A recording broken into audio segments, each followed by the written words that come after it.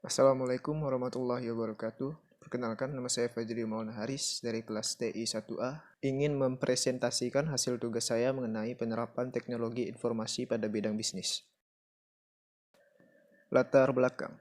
Teknologi informasi tidak hanya berkembang pesat, tetapi sering berubah dengan cepat. Hampir setiap detik ada penemuan baru yang bertujuan untuk meningkatkan atau menyempurnakan hasil teknologi sebelumnya. Teknologi informasi dapat digunakan untuk memperoleh keunggulan kompetitif, sedangkan untuk kebutuhan individu, teknologi digunakan untuk memenuhi kepentingan pribadi, seperti mencari pekerjaan.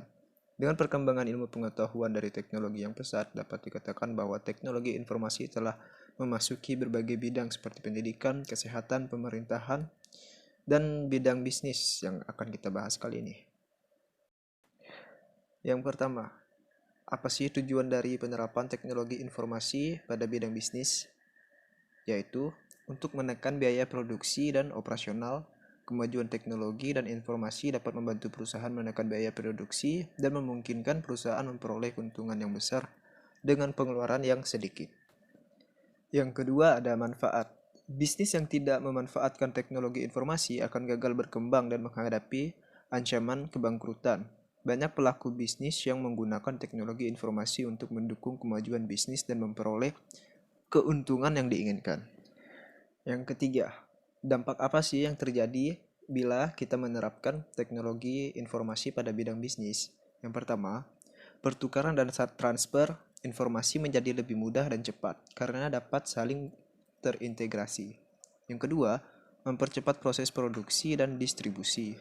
Yang ketiga, membantu alur kerja perusahaan lebih mudah dan terkendali.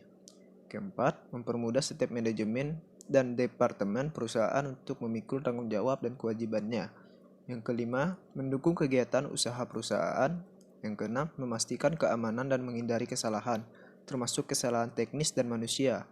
Dan yang terakhir, mempermudah akses informasi terkait keuangan, pesaing, selera konsumen, dan target pasar. Selanjutnya, ada hardware dan software yang digunakan. Yang pasti, kita harus punya PC atau laptop yang digunakan untuk memamerkan atau mengiklankan produk yang akan dijual, dan bisa juga untuk menganalisis market di luar sana. Untuk software, bisa menggunakan software akuntansi seperti Word dan Excel. Software selanjutnya ada software manajemen inventaris, kemudian ada software CRM, software HRM, dan software ERP atau Enterprise Resource Planning. Dan yang terakhir ada sisi keamanan. Untuk sisi keamanan, tergantung dari tingkat keamanan informasi yang terkandung pada database. Jika keamanan informasi yang kurang sensitif, maka tidak akan terlalu ketat. Sedangkan untuk informasi yang sangat sensitif, perlu diatur tingkat keamanan yang ketat untuk mengakses informasi.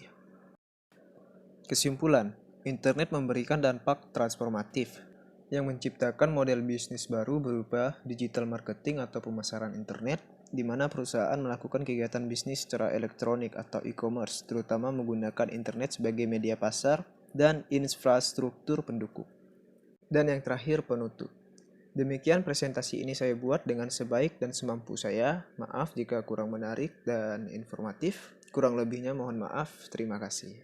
Wassalamualaikum warahmatullahi wabarakatuh.